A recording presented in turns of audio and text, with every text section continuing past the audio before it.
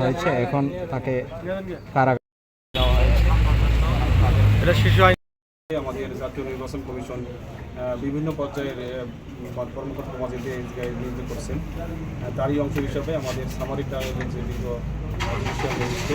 একটা সামরিক করেছেন, এখানে তিনজনকে এখানে আটক দেখানো হয়েছে এবং একজনকে একটা প্রাপ্তবয়স্ক যে তাকে নির্বাচন বিধিমালা 72 ধারা অনুযায়ী তাকে 1 বছর সশ্রম কারাদণ্ড দেওয়া হয়েছে এবং 2 জন শিশু যেহেতু আছে শিশুকে আপাতত থানাতে নেওয়া হয়েছে, তাদের বিরুদ্ধে শিশু আদালতে শিশু আইন অনুযায়ী তাদের ব্যবস্থা নেওয়া হবে।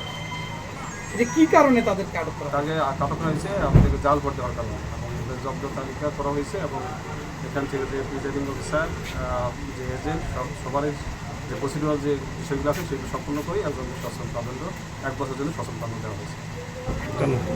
Thank you.